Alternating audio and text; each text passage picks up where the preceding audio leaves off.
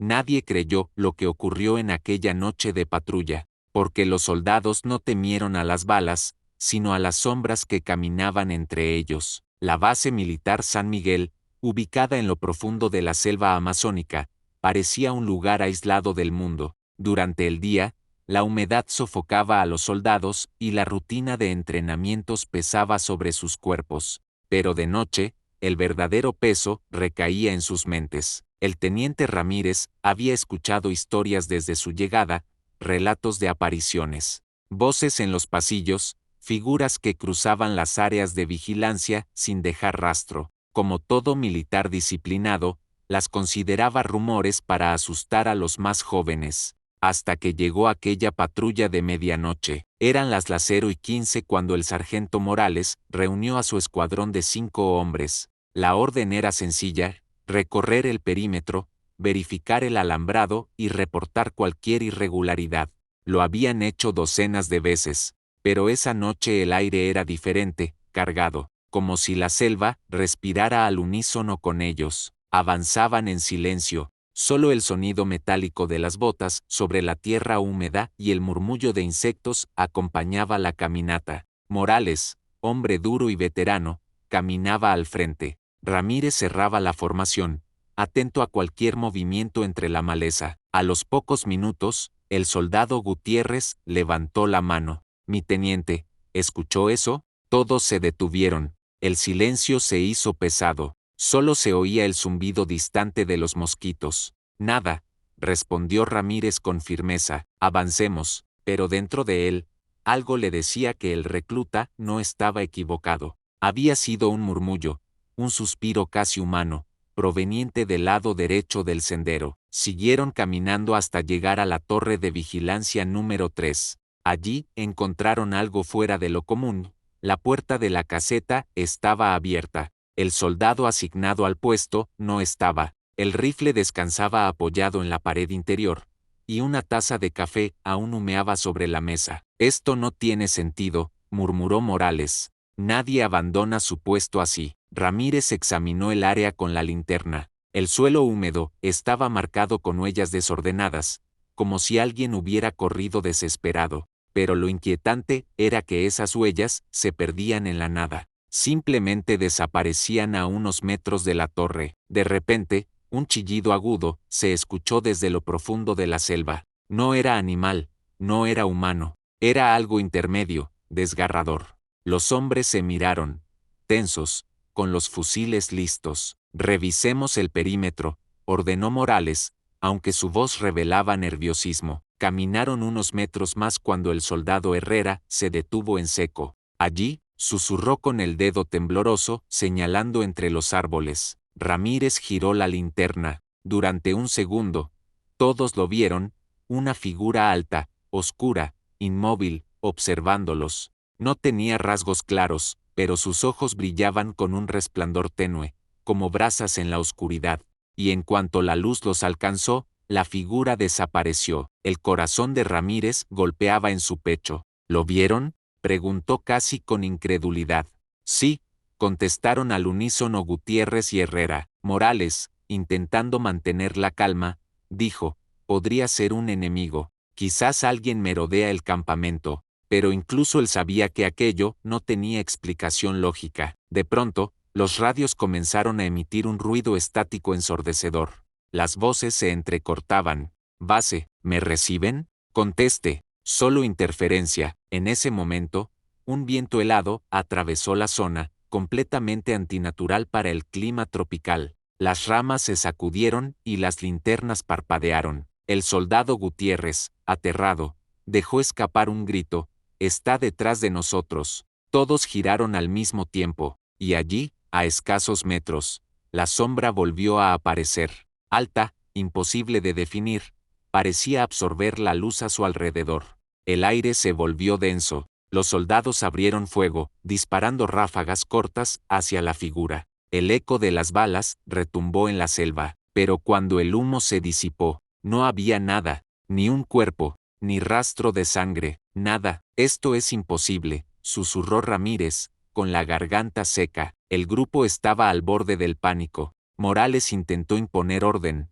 «Cálmense, Formación. Regresamos a la base ahora mismo. Comenzaron a retroceder, pero cada paso parecía más pesado, como si la selva misma quisiera atraparlos. Herrera tropezó y cayó al suelo. Ramírez corrió a ayudarlo, pero se detuvo de golpe. Sobre la tierra húmeda, junto al cuerpo del soldado, había marcas extrañas. No eran huellas humanas ni de animal, eran símbolos, círculos irregulares, grabados como si el suelo se hubiera quemado desde adentro. Herrera, pálido, murmuró, eso no estaba aquí antes. La temperatura bajaba más y más. El vapor de sus respiraciones era visible, algo que jamás ocurría en la selva amazónica. De pronto, el café que habían dejado atrás en la caseta vino a la mente de Ramírez. Aún estaba caliente. ¿Significaba que lo que se llevaron al centinela fue hace solo minutos? El grupo corrió de regreso, presionados por una sensación de que los observaban desde todas partes. El bosque ya no era bosque. Se sentía como un laberinto sin salida. Cuando por fin divisaron las luces de la base, creyeron haber escapado. Pero justo en el límite del alambrado, todos se detuvieron en seco. Allí, colgado de uno de los postes, estaba el casco del centinela desaparecido, limpio, intacto, salvo por una mancha de tierra negra que lo cubría, una tierra que parecía arder como brasas apagadas. Los hombres se miraron en silencio, incapaces de pronunciar palabra, y fue entonces cuando el radio, que había estado muerto por minutos, volvió a sonar con claridad. Una voz grave, desconocida, habló en un idioma que ninguno reconoció, un murmullo bajo, casi como un canto, repetido una y otra vez. Ramírez, paralizado, entendió que lo que estaban enfrentando no era humano, y sin embargo,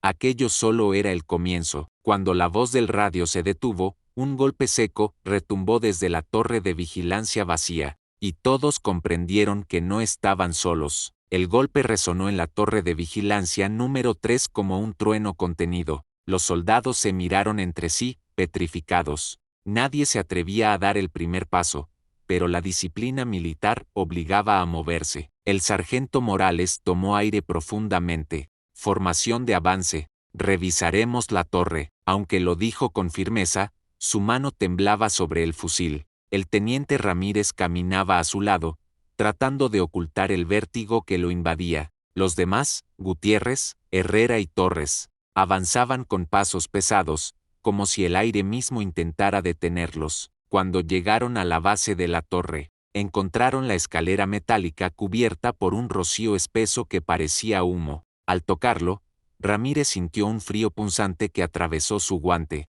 No era humedad normal. Era como si aquel metal hubiera estado expuesto a temperaturas imposibles. Subieron con cautela. Cada peldaño rechinaba, resonando demasiado fuerte en la noche. Finalmente, alcanzaron la cabina superior. Allí no había nadie, solo la taza de café, ahora completamente fría, y sobre la mesa, un papel arrugado que antes no estaba. Morales lo tomó. Era una hoja arrancada de un cuaderno, con letras torcidas y apresuradas. No es humano. No disparen. Obedece a la oscuridad. El silencio que siguió fue insoportable. Torres fue el primero en hablar. ¿Qué significa eso? ¿Quién lo escribió? Ramírez observó la caligrafía. Era irregular, temblorosa, pero reconocía el estilo. Es del soldado López, dijo con voz baja. Era el centinela de esta torre. Un escalofrío recorrió las espaldas de todos. López había dejado un mensaje, pero, ¿cuándo? Minutos antes de desaparecer. De repente, el radio de Morales crujió. Esta vez no era interferencia, era una respiración pesada, seguida de una voz infantil que susurró, no miren atrás. Instintivamente, todos giraron al mismo tiempo, y lo que vieron los dejó sin palabras.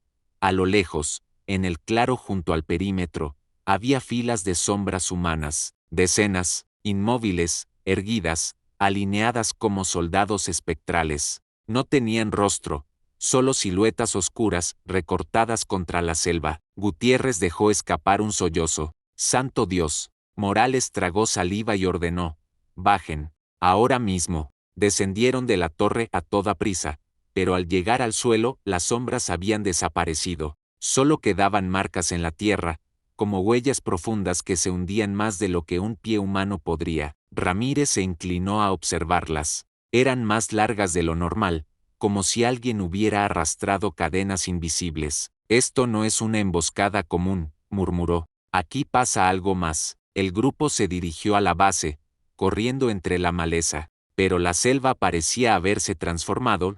Los senderos conocidos ya no conducían al mismo lugar. Cada vuelta los llevaba a un sitio diferente. El mapa mental que todos conocían había dejado de servir. Herrera, jadeando, gritó: «Estamos dando vueltas. La base debería estar aquí cerca». «Mantén la calma», respondió Ramírez. «Solo sigamos el sonido del generador». En efecto, a lo lejos se escuchaba el zumbido metálico del motor eléctrico. Corrieron hacia él. Sin embargo, al llegar encontraron algo perturbador. Un generador idéntico al de la base, pero oxidado, viejo, cubierto de lianas como si llevara años abandonado allí. Los hombres se miraron confundidos. «Esto es imposible», dijo Torres. «Lo encendimos hace apenas una hora». De pronto, las luces de la linterna parpadearon de nuevo, y entre esos destellos, Ramírez juró ver un rostro en la oscuridad, el rostro del soldado López, pálido, con los ojos completamente negros. El espectro abrió la boca como si quisiera hablar, pero de ella no salió voz, sino un chillido metálico que hizo sangrar los oídos de los presentes. Todos se cubrieron desesperados. Cuando Ramírez volvió a mirar, la visión había desaparecido. El sargento Morales respiraba con dificultad. «Escúchenme bien, no vamos a perder la cordura. López está muerto, o peor. Pero nosotros seguimos vivos y debemos salir de aquí». Dicho esto, retomaron la marcha. El terreno los llevó hasta el río cercano, donde encontraron un bote semihundido en la orilla. Encima del agua flotaba un casco idéntico al que habían visto en el alambrado. «Nos están guiando», susurró Herrera con voz quebrada. «Quieren que lo sigamos». Ramírez lo miró fijamente. «Eso es exactamente lo que no debemos hacer». Pero el destino parecía decidir por ellos. El río comenzó a agitarse violentamente, aunque no había viento ni corriente fuerte. Desde lo profundo, burbujas enormes emergían, y el agua adquiría un tono oscuro, casi negro. De pronto, una mano pálida salió del agua, aferrándose al casco. No era carne viva, era una extremidad rígida, con piel ceniza y dedos alargados. Los soldados abrieron fuego en un acto reflejo, disparando contra el agua. Las explosiones levantaron espuma, pero la mano no se soltó. En cambio, otra surgió, y luego otra, hasta que decenas de brazos emergieron del río, tratando de arrastrar el bote hundido hacia las profundidades. «Retirada, ahora», gritó Morales. Corrieron alejándose de la orilla, con las balas agotándose y la respiración descontrolada. A medida que se internaban, las voces empezaron a escucharse, susurros que repetían los nombres de cada uno de los soldados. Ramírez, Morales, Gutiérrez. Era como si la selva misma supiera quiénes eran. Finalmente, después de lo que pareció una eternidad, llegaron a un claro iluminado por la luna. Allí encontraron algo que los detuvo de inmediato. En el centro, había una cruz improvisada hecha con ramas, y en su base, una libreta empapada. Ramírez la recogió con manos temblorosas. Era el diario personal de un capitán que había servido en la misma base 20 años atrás. Las primeras páginas estaban ilegibles, pero las últimas contenían un mensaje escrito con desesperación: «No fue un enemigo humano. Ellos ya estaban aquí antes que nosotros. Se mueven entre las sombras, toman la forma de los que amamos. El error fue construir la base sobre este terreno. Estamos viviendo en su cementerio». El corazón de Ramírez latía con fuerza. «Esto no es una maldición reciente. Lleva décadas ocurriendo». Morales cerró el diario con violencia. «Basta. Si seguimos leyendo, perderemos la cabeza. Necesitamos regresar y reportar esto al alto mando». Pero en ese momento, un disparo solitario resonó en la distancia.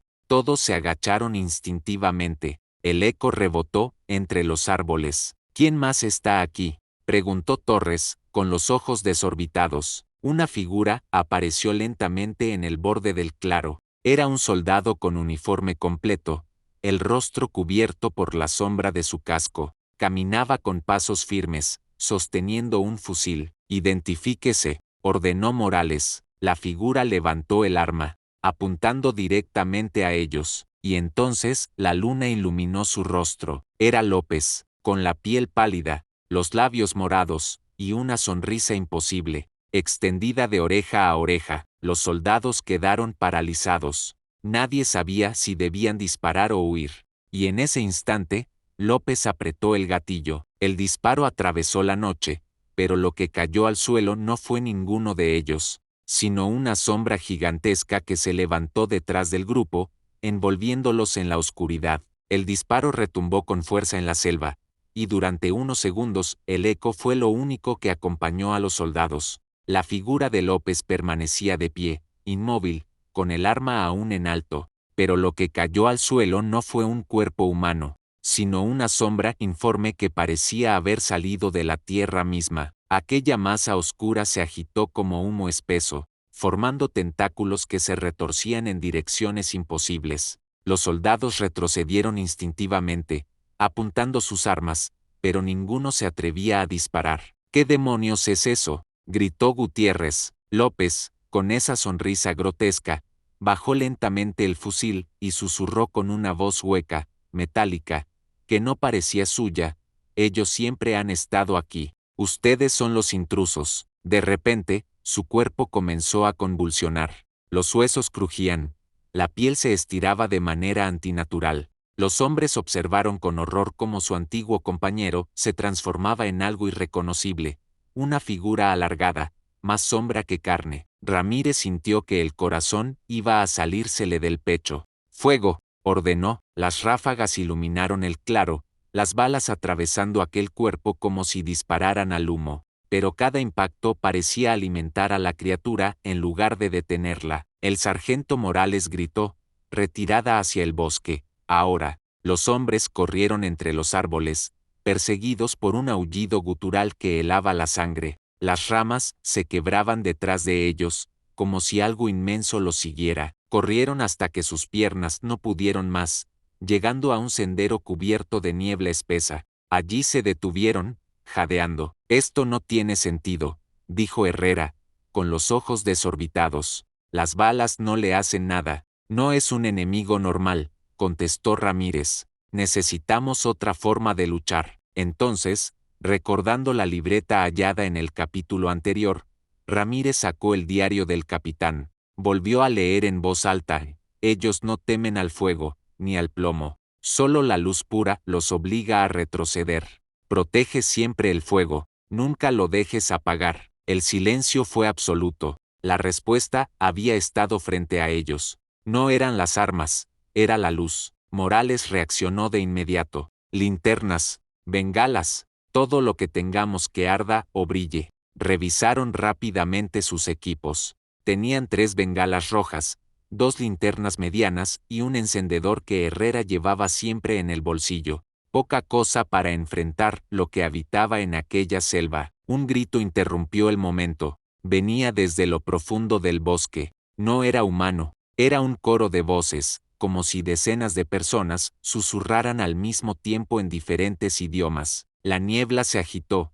y entre ella comenzaron a formarse siluetas, hombres, mujeres, incluso niños, todos transparentes, con ojos vacíos, avanzando lentamente hacia los soldados. «No disparen», advirtió Ramírez, recordando la nota de López. «Usen la luz». Gutiérrez encendió una bengala y la lanzó al suelo. El resplandor rojo iluminó el claro, y las figuras retrocedieron de inmediato, emitiendo chillidos agudos. Era como si la luz quemara sus sombras. «¿Funciona?», gritó Torres con alivio, pero el triunfo fue efímero. La bengala se consumía rápido, y por cada sombra que retrocedía, aparecían otras más grandes, más densas, más agresivas. Ramírez levantó su linterna y apuntó a una de ellas. La figura se disolvió con un gemido espeluznante. «Mantengan las luces encendidas», ordenó. Durante minutos, los soldados lograron contener el avance,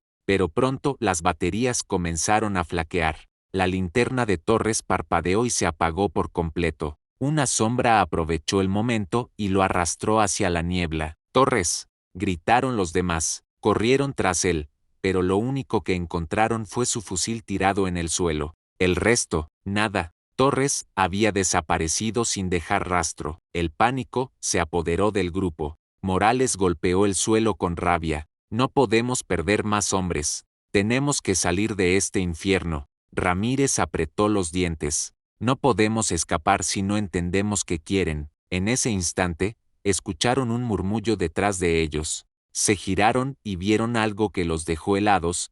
Torres estaba de pie, a unos metros, con la mirada perdida. «Torres», susurró Herrera, avanzando hacia él. «¿Estás bien?». Pero algo no encajaba. La ropa del soldado estaba seca, limpia, como si nunca hubiera corrido ni luchado. Y cuando sonrió, sus dientes eran demasiado blancos, demasiado perfectos, casi irreales. «No se acerquen», advirtió Ramírez, levantando la linterna. El falso Torres inclinó la cabeza, como un animal curioso, y luego pronunció con voz gutural: «La oscuridad ya es parte de ustedes». Ramírez encendió la linterna en su rostro. En ese instante, la ilusión se deshizo como humo, revelando la figura de una sombra retorcida que se desintegró en el aire. El silencio volvió a apoderarse de la selva. Los hombres estaban exhaustos, pero no podían detenerse. Continuaron caminando hasta encontrar una vieja estructura de piedra oculta entre los árboles.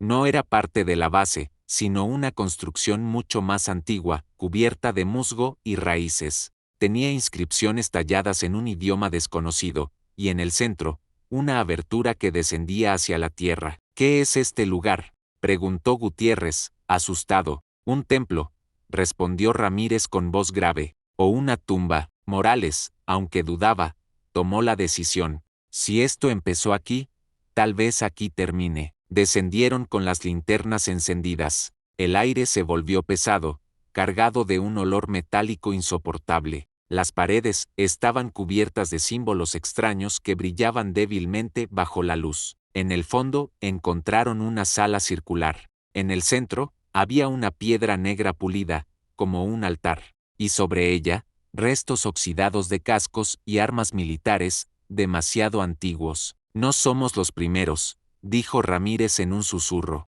«Otros estuvieron aquí antes que nosotros, y no regresaron». De repente, el suelo tembló. La piedra del altar comenzó a emitir un resplandor tenue, y una sombra gigantesca emergió de ella, extendiéndose hasta llenar la sala. Tenía forma humanoide, pero su tamaño era imposible. Sus ojos rojos brillaban como brasas. La voz resonó en todas direcciones. «Este lugar es nuestro. Ustedes profanaron nuestra tierra. Ahora, ninguno saldrá con vida». Los soldados alzaron sus armas, pero sabían que no serviría de nada. La linterna de Ramírez parpadeaba, a punto de agotarse. La última bengala descansaba en el bolsillo de Herrera. Era su única esperanza. Cuando Herrera encendió la última bengala, la criatura rugió con furia, y el altar comenzó a agrietarse, como si algo aún peor intentara salir desde las profundidades. El rugido de la criatura hizo que las paredes del templo se sacudieran como si fueran de barro. Las raíces colgantes vibraban, el polvo caía del techo y el aire se volvió tan espeso que costaba respirar. Herrera, con manos temblorosas, encendió la última bengala. El resplandor rojo llenó la sala y la figura gigantesca retrocedió unos pasos, gruñendo con rabia. La luz golpeaba su cuerpo como cuchillas incandescentes, desgarrando fragmentos de sombra que caían al suelo y se desintegraban. «No te detengas», gritó Morales. «Mantén la bengala arriba». Pero todos sabían que aquella bengala no duraría más de un par de minutos, y cuando se apagara, la oscuridad volvería con más fuerza. Ramírez observó el altar agrietado en el centro de la sala. La piedra negra se partía lentamente, y de su interior surgían destellos oscuros como brasas apagadas. Comprendió de inmediato, no bastaba con resistir, había que destruir aquello. «El altar», gritó, «es la fuente». Los soldados concentraron su fuego en la roca. Las balas impactaban levantando chispas, pero el altar no cedía. Cada disparo parecía alimentar a la criatura aún más. Entonces, Ramírez recordó otra frase del diario: la luz pura no solo los ahuyenta, también rompe su vínculo con este mundo. Con una determinación feroz, arrancó la bengala de las manos de Herrera. «Cúbranme», se lanzó hacia el altar mientras el monstruo extendía sus brazos de sombra para atraparlo. Morales y Gutiérrez dispararon sin cesar, no para herir a la bestia, sino para distraerla unos segundos. Ramírez levantó la bengala encendida y la clavó en la grieta del altar. Un chillido desgarrador llenó el templo. La roca comenzó a arder con un resplandor rojizo, como si la luz de la bengala se multiplicara miles de veces en su interior. La criatura rugió y trató de aplastar a Ramírez, pero demasiado tarde. El altar explotó en 1000 pedazos, lanzando un destello tan intenso que cegó a todos los presentes. Un viento brutal barrió la sala, arrastrando las sombras hacia el abismo abierto en el suelo. Las figuras espectrales gritaban mientras eran absorbidas, incluyendo aquella que había sido López. El monstruo principal se retorció, tratando de resistir, pero finalmente fue arrastrado con un rugido que hizo temblar toda la selva. El silencio llegó de golpe. Solo quedaban los soldados, tumbados en el suelo, aturdidos, rodeados de fragmentos humeantes del altar destruido. Respiraban con dificultad, pero estaban vivos. ¿Lo logramos?, preguntó Herrera, aún con la voz quebrada. Ramírez, mirando la grieta que se cerraba lentamente, respondió: lo logramos. Pero no ganamos, solo los contenemos. Por ahora. Morales se levantó con esfuerzo y miró a los demás. Tenemos que salir de aquí antes de que todo este maldito templo se derrumbe. Salieron tambaleándose por el túnel. Afuera, la selva estaba en calma, ni rastros de niebla ni sombras, solo el sonido de los grillos y el viento entre los árboles. Por primera vez en días, el cielo estaba despejado. La luna brillaba sobre ellos como un faro, y en aquel momento comprendieron la verdad. La luz siempre había sido la clave. Semanas después, el informe oficial diría que la misión había sido un éxito. La base enemiga nunca existió, y el equipo regresó con bajas mínimas. Pero los sobrevivientes sabían la verdad. Nunca hablaron de lo ocurrido, salvo entre ellos. Ramírez guardó el diario del capitán en una caja sellada. Sabía que aquel mal no había sido destruido, solo contenido, y que algún día, si alguien volvía a profanar el lugar, las sombras regresarían. Y en la última página del diario, antes de cerrarlo para siempre, escribió con su puño tembloroso: si lees esto, mantén la luz encendida, porque la oscuridad nunca muere. Un viaje lleno de misterio, terror y supervivencia en medio de la selva. Ahora quiero saber tu opinión. ¿Qué parte fue la que más te impactó? ¿Qué habrías hecho tú en lugar de los soldados? ¿Crees que las sombras volverán algún día? Déjalo en los comentarios. Me encantaría leerlos. Y si te gustó esta serie, dale un like. Suscríbete al canal para no perderte las próximas historias. Compártelo con tus amigos que aman el terror, porque recuerda, la oscuridad siempre está más cerca de lo que creemos.